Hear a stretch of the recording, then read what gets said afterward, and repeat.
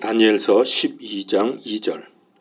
땅의 티끌 속에서 잠자는 자들 중의 많은 사람이 깨어나 얼마는 영존하는 생명에 이르고 얼마는 수치와 영존하는 치욕에 이르며.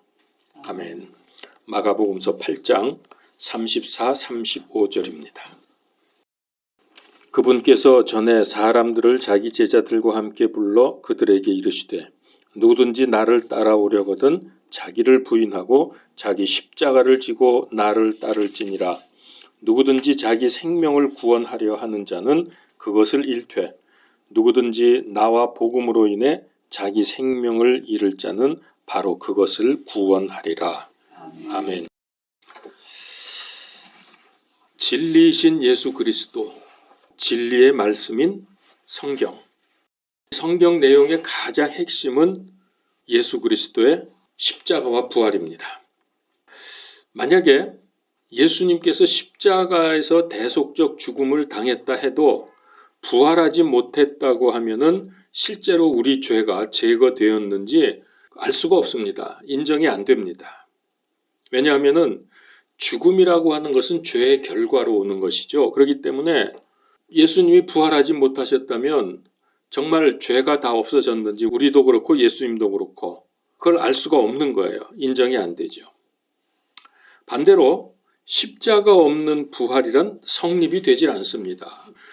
둘 중에 하나가 없으면은 십자가와 부활은 하나의 종교적인 관념이 되어버리고 맙니다. 그래서 예수 그리스도의 십자가의 대속적인 죽음은 십자가로 이루어졌지만은 그 대속을 완성시킨 것, 그 대속을 확증하는 것이 그분의 부활입니다. 자, 오늘은 부활의 진리를 말씀드릴 텐데요. 구약 그 중에서도 가장 오래된 책이 욥기하고 창세기는 거의 같은 시기에 쓰여졌다고 봅니다. 학자들이. 근데 일부에서는 창세기보다 욥기가 더 먼저다 이렇게 말하기도 합니다. 자, 그 최초에 쓰여진 욥기에 이미 부활이 선언이 되어 있습니다. 거기에도 이미 부활이 있어요. 자, 한번 찾아봅시다. 욥기서 19장 25절에서 27절. 자, 부활이 어떻게 말씀되어 있는지 보십시오. 내가 알거니와 내 구속자께서 살아계시고 또 마지막 날에 그분께서 땅 위에 서시리라. 내 살갗의 벌레들이 이 몸을 멸할지라도 내가 여전히 내 육체 안에서 하나님을 보리라. 자, 여기 보니까 이 몸이 멸할지라도, 이 몸을 멸할지라도 그랬죠. 죽는다는 얘기입니다. 그래도 나는 내 육체 안에서 여전히 하나님을 본다. 다시 살아난다는 겁니다. 내 콩팥이 내 속에서 소멸될지라도 이것도 죽는 거죠.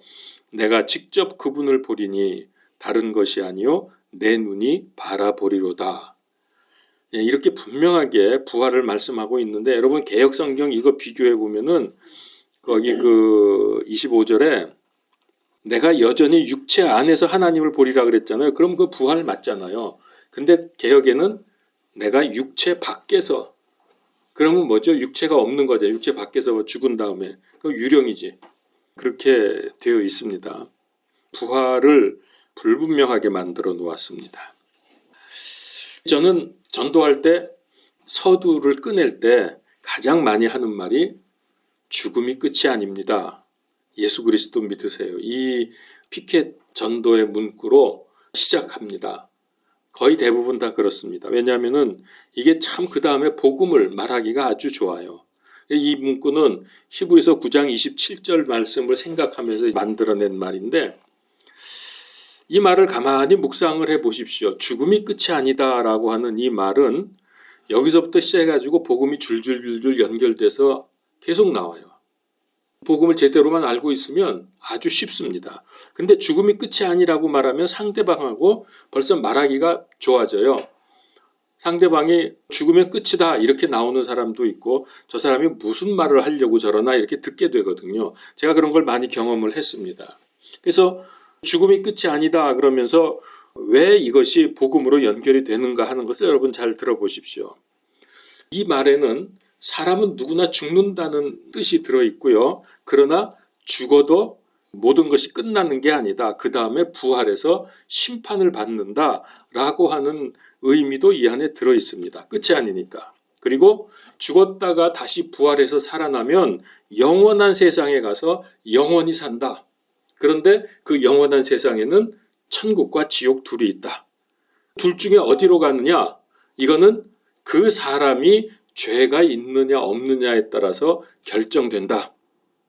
이 세상에 죄 안 짓는 사람이 없는데 그럼 어떻게 해야 죄가 없어지냐? 천국을 어떻게 가느냐? 제가 지금 이 얘기를 사실은 지난주인가 그 어떤 할아버지 한 분하고 서가지고 아주 유식한 할아버지예요. 그분이 여러 가지 종교와 사상을 꿰고 있더라고. 근데 하나님은 안 믿어진대. 자기는 믿고 싶은데 안 믿어진대. 그래서 제가 이 얘기를 쭉 했어요. 그랬더니 아주 심각하게 듣더라고요.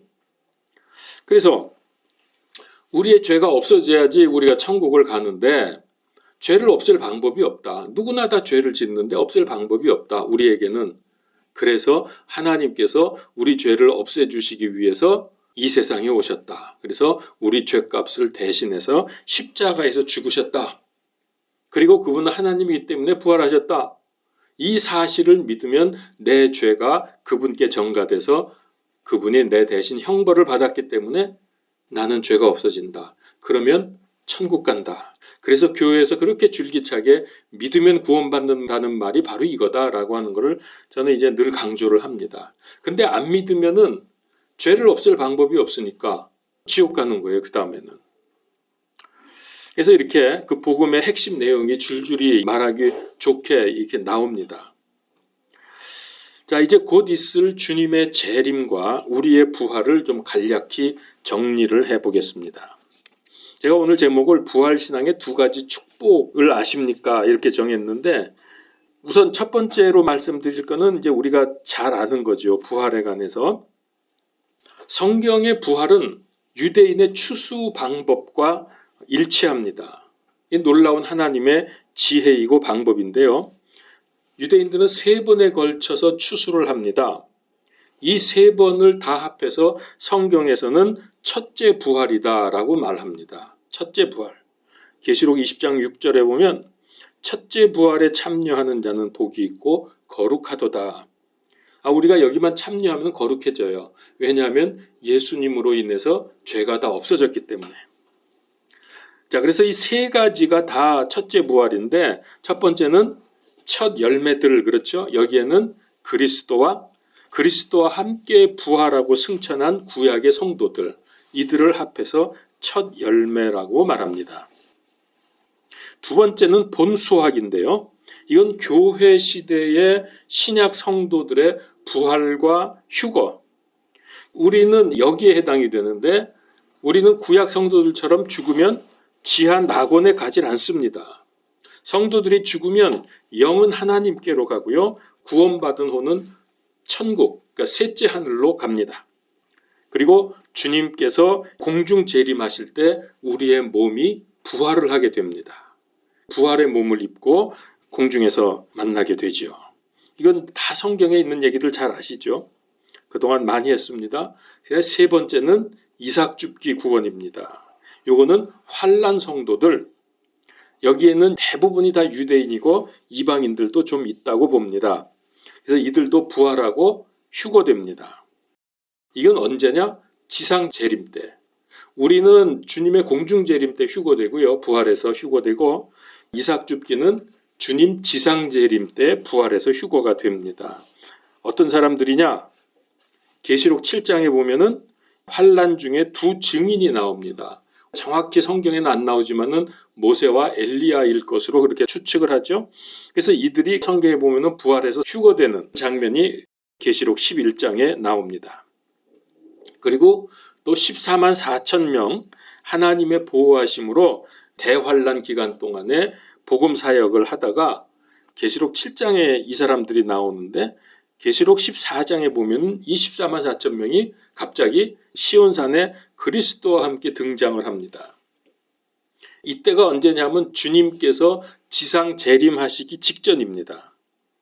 그때 휴거가 돼서 시온산에 주님과 함께 있게 되고 거기에다가 이제 하나 더 마지막 최후의 이삭 줍기가 또 있다. 혹시 이거 말씀드린 거 기억을 하는지 모르겠어요. 요거 계시록 16장 15절에 보면은 나오는데 저는 이거를 덤으로 구원받는 사람 이렇게 표현을 해봅니다. 그렇게 해서 마지막 비밀리에 구원받는 사람들이 또 있다. 그래서 이 사람들이 이제 전부 합해져서 세 가지를 전부 합해서 첫째 부활이다. 그렇게 말씀을 합니다. 반면에 구원받지 못해서 영원한 형벌을 받을 자들은 아직 부활하지 못했습니다. 이들은 언제 부활하느냐? 본수학, 신약 성도들이 부활해서 휴거될 그 본수학으로부터 천년 후에 부활을 해서 흰 왕좌의 심판을 받고 영원한 불호수로 던져집니다. 이거를 가리켜 성경에서는 둘째 사망이다라고 말합니다. 계시록 20장에 나오는 말씀입니다. 이런 거는 여러분들 다 그동안 여러 번 말씀드렸던 거니까 제가 다시 한번 리마인드하면서 정리를 하는 겁니다. 자, 그러니까 일단 사람이 태어나면 몸은 죽은 후에 누구라도 다 부활합니다. 그냥 죽고 끝나는 사람은 있을 수가 없어요. 다 부활을 합니다. 그런데 부활에는 두 종류가 있죠. 영생을 위한 부활이 있고 영벌을 위한 부활이 있다. 이게 문제죠. 그래서 신구약을 막론하고 이런 부활에 대해서 확실히 말씀을 하고 있습니다. 한 구절씩만 찾아보죠. 구약에서는 아까 우리 다니엘서 12장 2절 말씀 봤죠. 땅의 티끌 속에서 잠자는 자들 중에 많은 사람이 깨어나 얼마는 영존하는 생명에 이르고 얼마는 수치와 영존하는 치욕에 이르며. 그러니까 이게 구원과 멸망의 둘로 나누어진다는 말씀이 이미 다니엘서에도 예언이 되어 있었고요. 신약에서는 요한복음서 5장 28절 29절 이 말에 놀라지 말라. 무덤 속에 있는 모든 자들이 그의 음성을 듣고 나올 때가 오고 있나니 선을 행한 자들은 생명의 부활로 악을 행한 자들은 정죄의 부활로 나오리라. 자, 그런데 여기까지 이제 우리가 잘 알고 마지막 때에 관심을 가진 사람들은 너무나 잘 아는 내용인데 이상의 성경 말씀을 꼭 알아야 되지만은 부활을 정확히 이해하려고 하면 아직도 빠진 내용이 또 있습니다. 이걸 반드시 알아야 되는데 이게 부활신앙의 두 번째 축복입니다. 그러니까 첫 번째 축복은 뭐죠? 구원받는 거죠. 한마디로 말하면 구원받는 축복. 근데 두 번째 축복이 또 있습니다. 그리스도 복음은 구원받고 천국 가는 데만 필요한 것이 아닙니다. 물론 그게 중요합니다. 가장 중요한 거죠. 근데 그것만이 아니라 지금 현재 우리처럼 구원을 보장받은 사람들, 현 세상에서 사는 동안, 지금 여러분 우리가 살고 있잖아요. 이 사는 동안에도 부활의 은혜와 능력, 부활의 열매를 누릴 수 있고 누려야 합니다. 이게 두 번째 축복이에요. 구원만 받는 게 아니고. 자, 이게 중요한 이유는 그리스도인들 중에 하나님의 자녀로서 풍성한 은혜와 능력을 누리면서 사는 사람도 있지만은 여전히 구원받고도 죄에 눌리고 깨지고 힘들게 사는 사람들도 많기 때문입니다. 그러니까 믿는 사람에게는 이 내적인 생명이 있기 때문에 그리스도 생명의 능력, 그리스도 부활의 능력이 계속적으로 나타나는 게 맞습니다. 우리 안에 생명이 있으니까. 요한3서 1장 2절에 보면 사랑하는 자여 무엇보다도 내 혼이 형통하는 것 같이 내가 형통하고 강건하기를 내가 바라노라.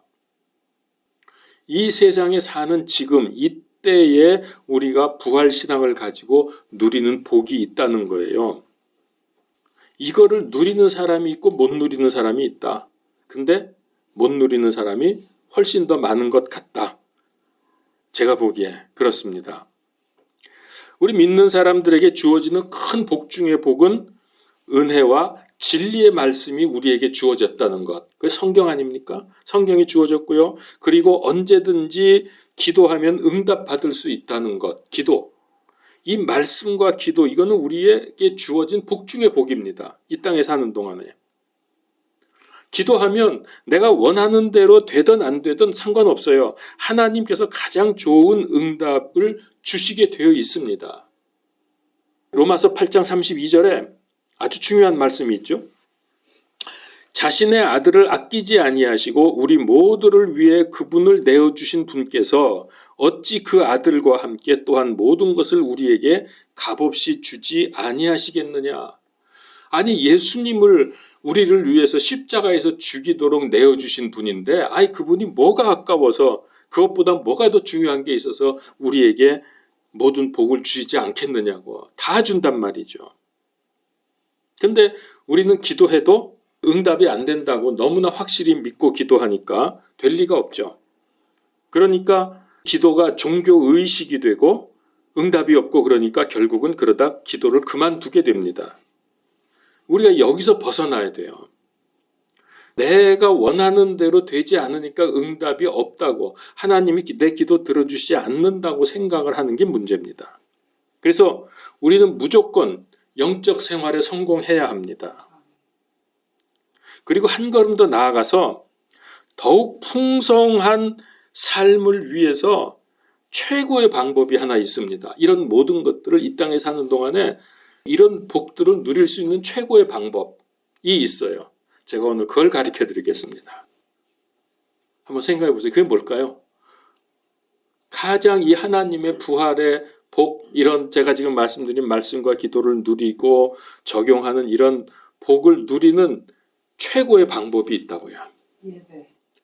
예, 예배 맞습니다. 근데 예배만 가지고는 약간 부족해요. 영적인 힘을 얻으려면 그렇습니다. 전도를 해보세요. 전도를 하면은 사람을 살리잖아요, 복음으로. 다른 사람을 살릴 뿐만 아니라 전도하면 내가 살아. 내가 영적인 힘이 팍팍 솟아요. 이게 전도를 제대로 해보면은 알 수 있어요. 성장하는 힘 있는 그리스도인이 되려고 하면 반드시 말씀과 기도에 성공해야 합니다. 이거 못하면 아무것도 그 다음에 의미가 없고 되지도 않고 되어도 소용이 없습니다. 영적 생활 안 되고 안 되는 상태에서 뭐가 잘 돼 보세요. 그 의미가 없어요. 오히려 그것 때문에 문제가 될 수 있어요.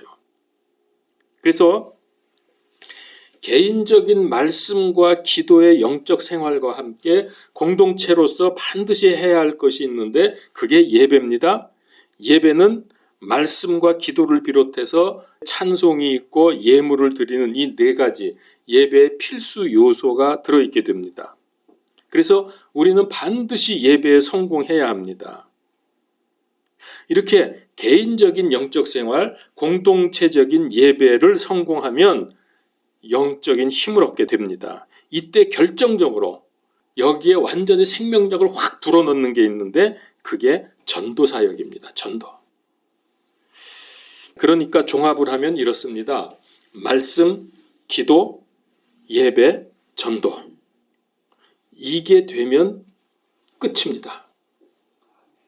요거를 다른 표현으로 하면은 개인적인 영적 생활, 공동체적인 영적 생활이 되어야 합니다. 개인적인 영적 생활은 말씀과 기도 생활하는 거고 공동체적인 영적 생활은 예배입니다. 그리고 여기에 하나님의 생명력을 불어넣는 게 전도라고요.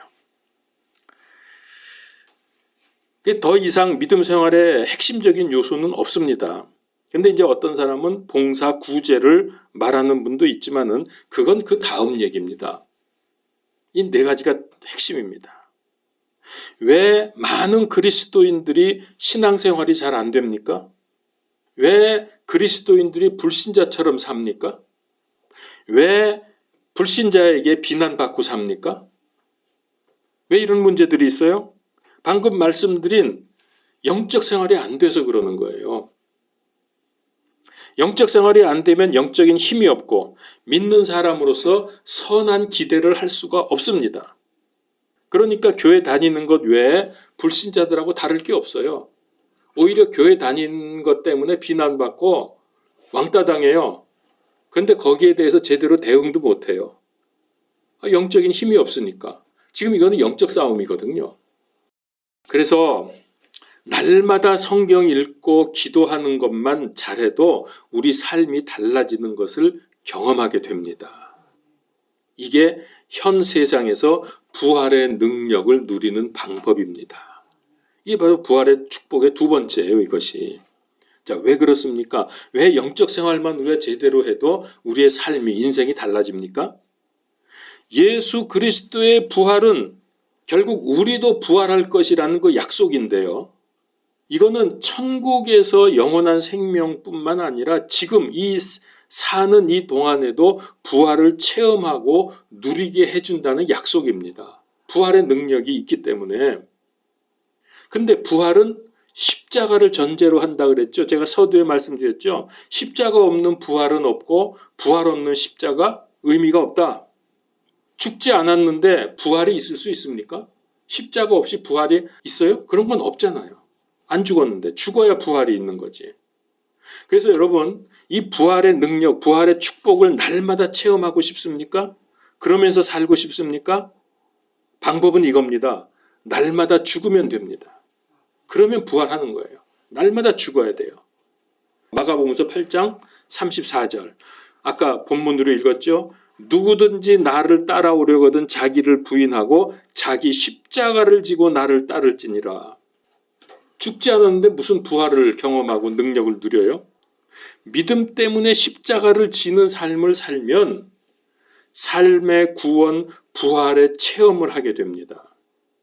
그게 35절이에요. 35절에 보면 또 그랬죠. 누구든지 자기 생명을 구원하려고 하는 자는 그것을 잃되 누구든지 나와 복음으로 인해 자기 생명을 잃을 자는 바로 그것을 구원하리라.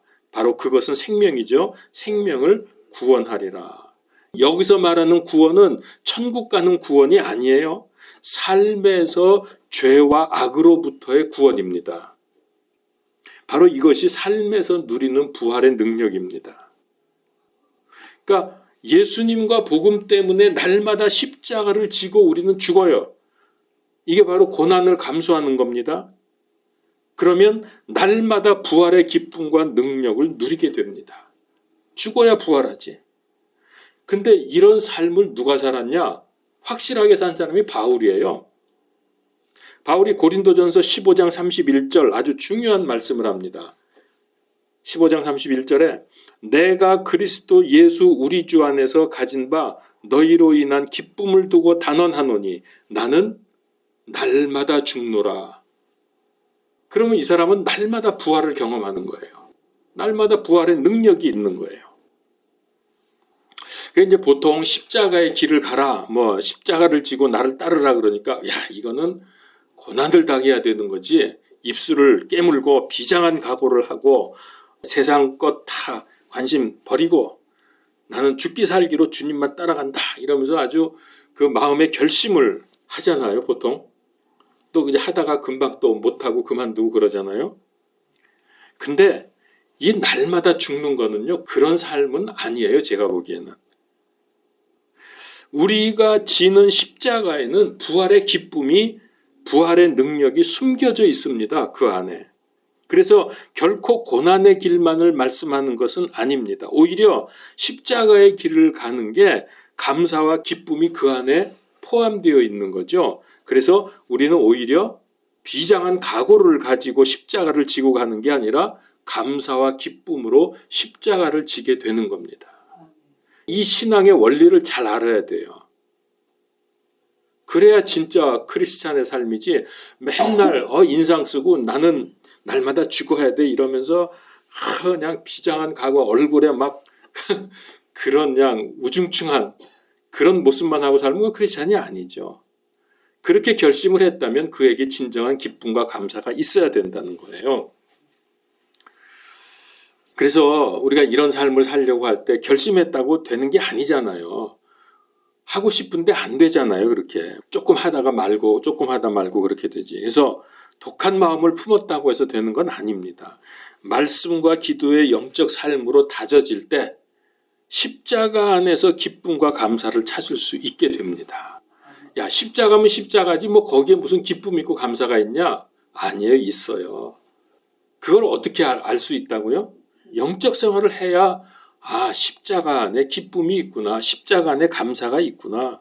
이걸 알 수 있다니까요. 그래서 아까 제가 말씀드린 거예요. 영적 생활을만 해도 이 말씀과 기도 생활 제대로 하고 아까 그 다음에 예배와 전도 있다 그랬죠. 이것만 정말 우리가 제대로 하면 우리 삶이 달라진다니까. 이런 삶을 살아야 하는 이유가 있습니다. 이런 삶을 살아야 되는 이유는 너무나도 놀랍게 이후에 우리가 받을 상급과 연결이 되기 때문입니다. 이 상급 역시도 이후에 천국에서 받는 것으로만 생각할 것이 아닙니다. 지금 여기서도 십자가를 통한 부활이 우리에게 상급이고 또 이런 상급이 우리에게 현재 주어지는데 그것이 영과 혼과 육에 주어지는 복입니다. 부어지는 복이에요. 영과 혼과 육에 부어지는 복. 그러니까 여기하고 저기하고요. 지금 이 세상의 삶과 천국의 삶하고 분리를 시킬 필요도 없고 연결을 시켜야 돼요. 분리시키면 안 돼요. 여기서 누리는 복이 천국에서도 그대로 이루어지고요. 상급도 그렇게 됩니다. 물론 거기서 누리는 복과 상급은 지금 여기서 우리가 누리는 거하고는 비교가 안 되겠지만 다 연결이 된다니까요. 제가 지금 무슨 말씀 드린지 알겠죠? 근데 이렇게 사는 삶에 대해서 성경이 뭐라고 말씀하셨느냐? 이런 삶이 결코 헛되지 않다고 하셨습니다. 고린도전서 15장 58절. 그러므로 내 사랑하는 형제들아 너희는 굳게 서서 흔들리지 말고 항상 주의 일을 넘치게 하라. 너희 수고가 주 안에서 헛되지 않은 줄을 너희가 아느니라. 만약에 이렇게 하고 남들은 놀러 다니고 신나게 이것저것 다 하고 사는데 나는 십자가 지는 삶을 살았다. 물론 거기도 기쁨이 있다고 했지만은 근데 나중에 보니까 말짱 도루묵이야. 그건 아무 별 의미가 없었어. 그러면 손해본 거지. 바울이 말한 대로 그러면 우리가 세상에서 가장 불쌍한 자니라. 근데 그게 아니라는 거예요. 너희의 수고가 주 안에서 헛되지 않은 줄을 너희가 아느니라. 자, 그래서 십자가와 부활이 하나로 연결되어 있듯이 자, 뭐라고요? 영적 생활. 그게 바로 성화 아닙니까? 우리가 성화되어 가는 거 아닙니까? 영적 생활, 성화, 그리고 영원한 효력을 가진 상급, 영생, 이것도 하나로 연결되어 있습니다. 그러니까 우리는 힘이 있고 힘이 생기고 소망이 있는 거예요. 지금 여기서 얘기하는 게 다 천국에 쌓이고 다 천국에서 더 크게 누릴 것들이기 때문에 여기서 좀 고난이 있고 누가 왕따시키고 비난하고 핍박한다고 해도 개의할 필요가 없어요. 개의치 말고 그대로 밀고 나가셔야 돼요. 왜? 이게 천국과 다 연결이 되어 있으니까. 이 신앙의 원리를 알아야 된다니까요. 이건 모르면 여기서 힘들면 자꾸 물러서고 난 그만둘 거야 이러기도 하고 사람들 앞에서 안 믿는 척하고 이렇게 된단 말이에요. 말도 못하고 예수 믿으라는 말도 한 번 못하고 직장에서 수십 년을 같이 다녀도 그거 왜 그래요? 이 원리를 모르니까 그냥 여기서 이걸로 끝나는 줄 알아. 부활도 영생을 위한 부활이 있고 지금 여기서 누리는 부활의 능력, 부활의 삶이 있습니다. 이것도 연결된다는 말이에요. 우리가 이런 부활의 은혜와 축복으로 살면서 살 때 우리는 이후에 이것이 부활로 연결되고 상급으로도 연결되고 다 연결이 되는 겁니다. 이렇게 해서 금생과 내생에서 크게 유익한 십자가와 부활 신앙으로 성장을 하십시오. 전진하십시오. 그러면서 날마다 승리하는 삶을 살게 됩니다. 기도하겠습니다. 하나님, 십자가의 길, 이것이 부활과 연결되고 이것이 이 땅에서의 삶에서 놀라운 능력과 축복으로 연결되고 이것이 이후의 천국의 상급으로 연결되고 너무나 감사합니다. 그래서 우리는 흔들리지 아니하고 이 믿음으로 전진할 수 있고 세상을 이길 수 있게 된 것을 감사합니다. 이 믿음으로 살아가게 하시고 또 이 복음의 은혜와 능력과 축복을 증거하는 우리가 되게 하여 주시옵소서. 우리에게 영적인 힘이 팍팍 솟게 하여 주시옵소서. 예수 그리스도 이름으로 기도하옵나이다. 아멘.